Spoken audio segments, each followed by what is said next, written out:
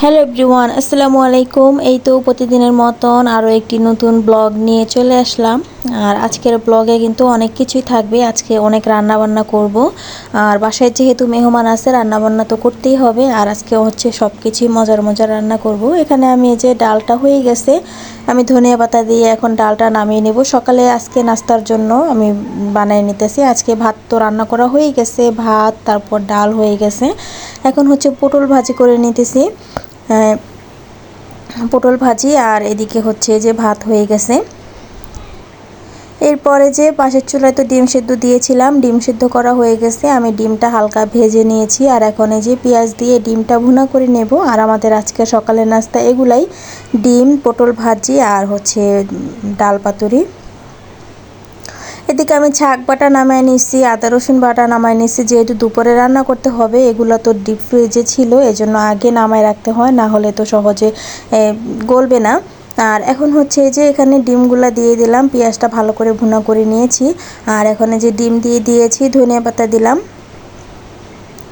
এরপরে তো সকালে খাওয়া দাওয়া শেষ করলাম। এরপর দুপুরের আগে এখন ভাবলাম যে কলাগুলো নষ্ট হয়ে যেতেছে, একটু নষ্ট কলা দিয়ে পিঠাগুলো বানাই নেই, তাহলে হয়তো বা খাওয়া হয়ে যাবে। আর না হলে তো আর খাওয়া হবে না, কলাও নষ্ট হয়ে যাবে আর কলাও খাওয়া হবে না।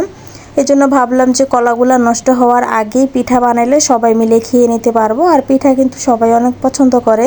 এজন্য এই যে কলাগুলো কিন্তু উপরের চামড়াগুলাই একটু কালো কালো হয়ে গেছে, কিন্তু ভেতরটা পুরোই ভালো রয়েছে, ভেতরে কিন্তু কোনো কালো হয় নাই। বাসায় কলা আনলে মেয়েরা কেন জানি না কলা পছন্দই করে না, কিন্তু বাচ্চাদের জন্য তো কলা অনেকই ভালো। কিন্তু আমার দুই মেয়ের এক মেয়েও কলা খেতে চায় না, এই জন্য যে কলা রয়ে যায়। আর আমরাও তেমন একটা কলা খাই না। এই জন্য এখানে যে কলাগুলো আমি ভালো করে ছিলে নিয়েছি আর এখন বেশি করে চিনি দিয়ে দিলাম। এরপর অল্প পরিমাণে আটা নেব। এখানে আটার সাথে আপনারা চাইলে চালের গুঁড়ো ইউজ করতে পারেন। চালের গুঁড়া দিলে হয় কি একটু শক্ত শক্ত হয়, খেতে ভালো লাগে। আর বাসায় চালের গুঁড়া ছিল না, এই জন্য আমি এখানে চালের গুঁড়া দিয়ে নেই, আটা দিয়ে কলার পিঠা বানিয়ে নিতেছি। আর এদিকে আমার শাশুড়ি এই যে চিংড়ি মাছ বেছে দিতেছে দুপুরে রান্নার জন্য।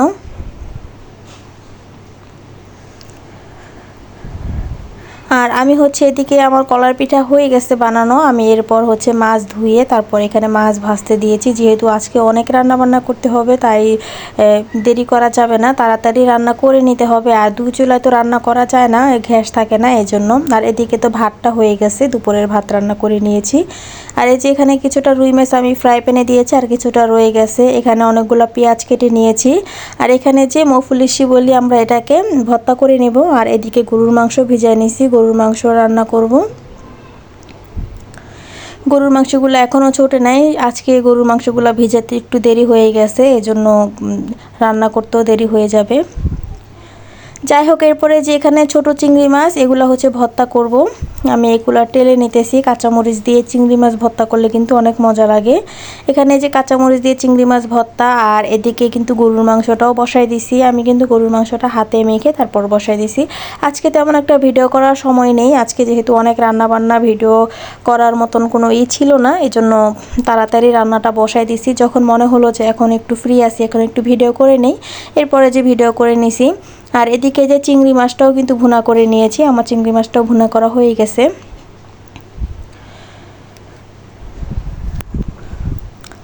এই তো এদিকে আমি চিংড়ি মাছটা নামাই নিলাম, চিংড়ি মাছ ভুনা করা হয়ে গেছে। বাসায় আমাদের অনেক মেহমান আজকে, আর দুই জায়গা থেকে মেহমান আসবে, তো এই জন্য তাড়াতাড়ি করতেছি। আর এদিকে যে রোস্ট রান্না করব।